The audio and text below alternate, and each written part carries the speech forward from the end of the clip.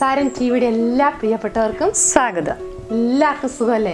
ഞങ്ങളെല്ലാവരും സുഖമായിട്ടിരിക്കുന്നു, എല്ലാവരും സന്തോഷമായിട്ടിരിക്കുക. ഇന്ന് ഉരുളക്കിഴങ്ങ് കൊണ്ടുള്ള നല്ലൊരു കറിയാണ് ഞങ്ങൾ തയ്യാറാക്കുന്നത്.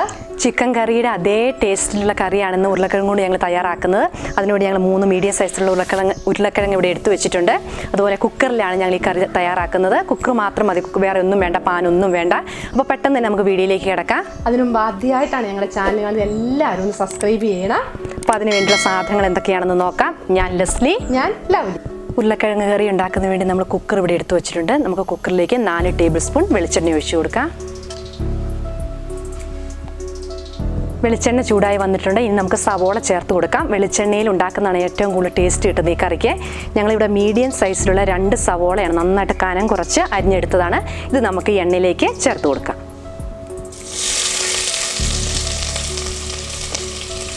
സവോള നന്നായിട്ട് വഴന്നു വരണം, എന്നാലേ ഈ കറിക്ക് ടേസ്റ്റ് ഉണ്ടാവുള്ളൂ. പെട്ടെന്ന് വഴന്ന് കിട്ടാൻ വേണ്ടി നമുക്കൊരല്പം ഉപ്പും കൂടി ചേർത്ത് കൊടുക്കാം.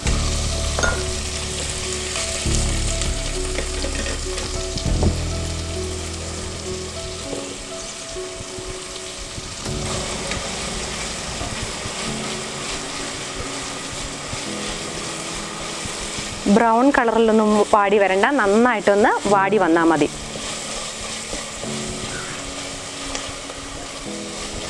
സവോള ഏകദേശം വാടി വന്നിട്ടുണ്ട്. ഇനി നമുക്ക് ഇതിലേക്ക് 3 അല്ലി വെളുത്തുള്ളി, ഒരു ചെറിയ കഷ്ണം ഇഞ്ചി, അതുപോലെ 2 പച്ചമുളക് നന്നായിട്ട് മിക്സിയിൽ അരച്ചെടുത്തതാണ്. അതുകൊണ്ട് നമുക്ക് സവോളയിലേക്ക് ചേർത്ത് കൊടുത്ത് നന്നായിട്ടൊന്ന് വഴറ്റിയെടുക്കാം.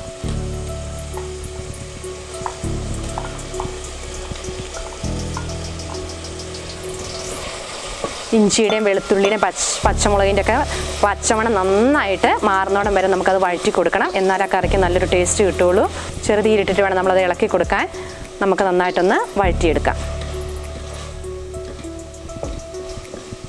ഇഞ്ചിയുടെയും വെളുത്തുള്ളിയുടെയും പച്ചമുളകിൻ്റെ ഒക്കെ പച്ചമണം നന്നായിട്ട് മാറിയിട്ടുണ്ട്. ഇനി നമുക്കിതിലേക്ക് തക്കാളി ചേർത്ത് കൊടുക്കാം. ഞങ്ങളിവിടെ ചെറിയൊരു തക്കാളി, നന്നായിട്ട് പഴുത്ത തക്കാളിയാണ് എടുത്തിരിക്കുന്നത്. അത് ചെറുതായിട്ട് അരിഞ്ഞെടുത്തിട്ടുണ്ട്. നമുക്കതും കൂടി ഇതിനകത്തേക്ക് ചേർത്ത് കൊടുത്ത് നന്നായിട്ടൊന്ന് വഴറ്റിയെടുക്കാം.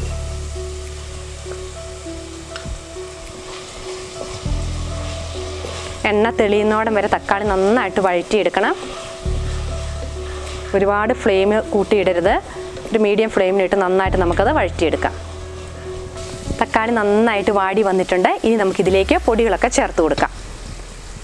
2 ടേബിൾ സ്പൂൺ മല്ലിപ്പൊടി, 1 ടേബിൾ സ്പൂൺ മുളക് പൊടി, 1/4 ടീസ്പൂൺ മഞ്ഞൾപ്പൊടി.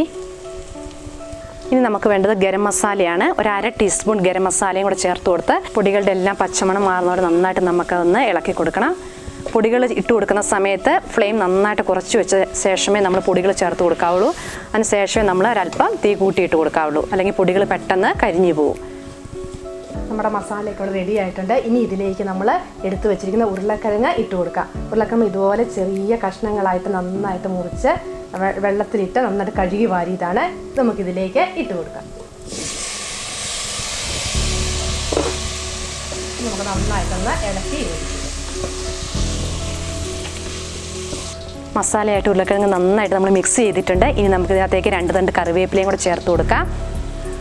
1/2 മുറി തേങ്ങയുടെ തേങ്ങാപ്പാലാണ് ഇവിടെ എടുത്തിരിക്കുന്നത്. 1 കപ്പ് തേങ്ങാപ്പാലുണ്ട്. നമുക്കിത് ഇതിലേക്ക് ചേർത്ത് കൊടുക്കാം. ഇനി ആവശ്യത്തിനുള്ള ഉപ്പും കൂടെ ചേർത്ത് കുക്കർ മൂടി വെച്ച് നമുക്കൊന്ന് വേവിച്ചെടുക്കാം. സമയത്ത് ഉപ്പ് നമ്മൾ ഇട്ട് കൊടുക്കുകയാണെങ്കിൽ ഉരുളക്കിഴങ്ങിലോട്ട് നന്നായിട്ട് ഉപ്പ് പിടിക്കും. അപ്പം നല്ലൊരു ടേസ്റ്റ് ആയിരിക്കും. ഇനി ഉപ്പ് കുറവുണ്ടെങ്കിൽ നമുക്ക് ലാസ്റ്റ് ഉപ്പ് നോക്കിയ ശേഷം നമുക്ക് വേണമെങ്കിൽ നമുക്ക് ആഡ് ചെയ്ത് കൊടുത്താൽ മതി. നമുക്ക് മൂടി വെച്ച് വേവിച്ചെടുക്കാം അല്ലേ.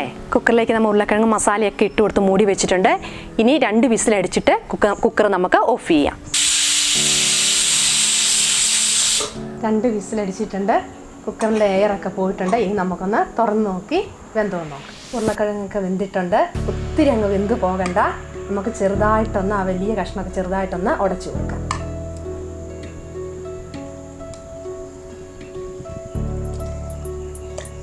വെന്ത് ഉടഞ്ഞു പോകരുതല്ലേ, മൊത്തത്തിൽ ചെറുതായിട്ടൊന്ന് ഉടച്ചു കൊടുത്താൽ മതി. കാണും. ഈ സമയത്ത് നമുക്ക് ഉപ്പൊക്കെ ഉണ്ടെങ്കിൽ ഉപ്പൊക്കെ കുറവാണെങ്കിൽ നമുക്കൊന്ന് ചേർത്ത് കൊടുക്കാം. ഉപ്പൊക്കെ ഉണ്ട്. ചാറൊക്കെ പാകമായിട്ടുണ്ട്.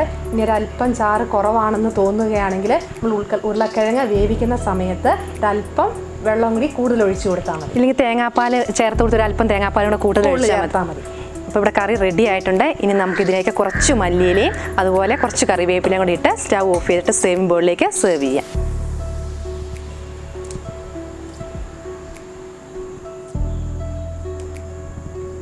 ചിക്കൻ കറിയുടെ അതേ ടേസ്റ്റിലുള്ള ഉരുളക്കിഴങ്ങ് കറി ഇവിടെ റെഡി ആയിട്ടുണ്ട്.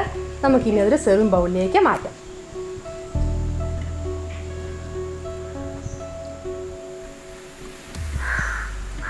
നന്നായിട്ട് കുറുകി, എന്നാൽ അധികം ചാറുമില്ല, ഒരുപാട് നീണ്ടൊന്നും പോയിട്ടില്ല അല്ലേ? പോലെ നല്ല മണമൊക്കെ വരുന്നില്ലേ? മല്ലിയിലയുടെയും കറിവേപ്പില നല്ലൊരു ഫ്ലേവർ. പെട്ടെന്ന് തന്നെ നമുക്ക് ഉണ്ടാക്കിയെടുക്കാമല്ലോ. വീട്ടിലുള്ള സാധനങ്ങളൊക്കെ തന്നെയല്ലേ ഉള്ളൂ. ഉരുളക്കിഴങ്ങൊക്കെ എപ്പോഴും നമ്മുടെ വീട്ടിലുണ്ടാകുമല്ലോ.